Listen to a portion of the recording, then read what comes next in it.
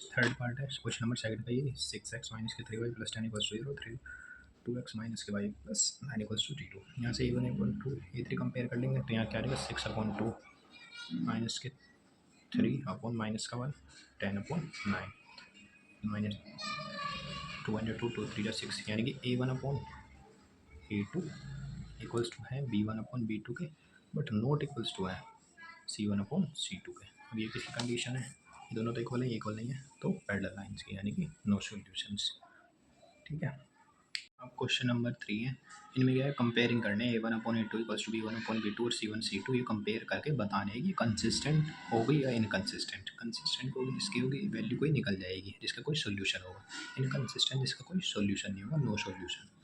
तो सबसे पहले क्या है 3x प्लस के 2y इक्वल्स टू 5 है, और 2x माइनस के 3y प्लस 7, इनको कंपेयर करेंगे। a1 की वैल्यू कितनी है 3, b1 की 2 और c1, इसे इधर ले आएंगे तो ये कितना हो जाएगा माइनस का 5।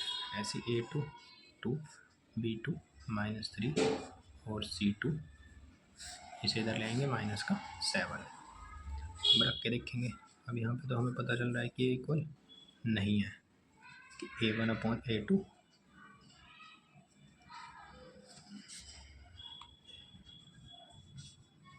a1/a2 not equals to b1/b2 है।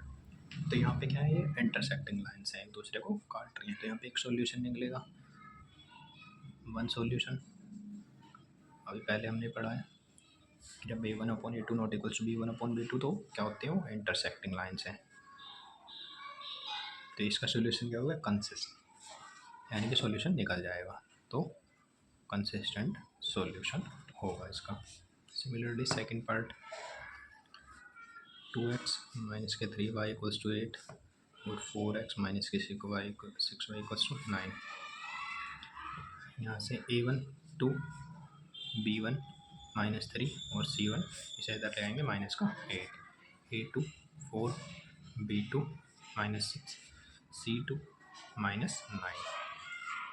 रख के देखेंगे 2/4 माइनस के 3 माइनस के 6 माइनस के 8 माइनस के 9, 3 एकम 3, 3 दूनी 6, 2 एकम 2, 2 दूनी 4, यानी कि ये तो इक्वल है पर ये नॉट इक्वल है। तो a1/a2 equals to b1/b2 not equals to c1/c2। तो ये क्या होती है पैरेलल लाइन्स की कंडीशन है।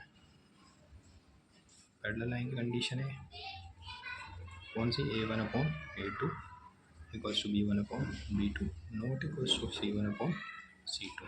पैरेलल लाइन्स में क्या नो सॉल्यूशन, नो सॉल्यूशन क्या तो होगा, तो होगी इनकंसिस्टेंट होगी।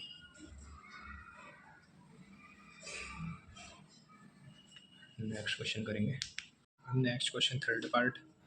तो इसमें a1/a2 सीधा कंपेयर कर लेते हैं, जैसे 3/2/9 5/3/-10 और -7/-14। तो ये कितना है 27/2 -50/3 1/2। तो ये क्या है, ये तीनों इक्वल, यानी कि a1/a2 not equals to b1/b2। तो ये क्या होंगी इंटरसेक्टिंग लाइन्स।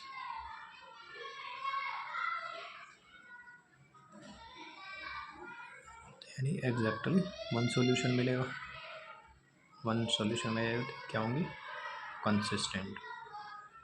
सेकंड पार्ट करेंगे ऐसे a1 5 -3/6, ये कितना हो जाएगा, इसे इधर आएंगे -11/+22, 5 एकम 5, 5 दूनी 10, 3 एकम 3, 3 दूनी 6, 11 एकम 11, 11 दूनी 22।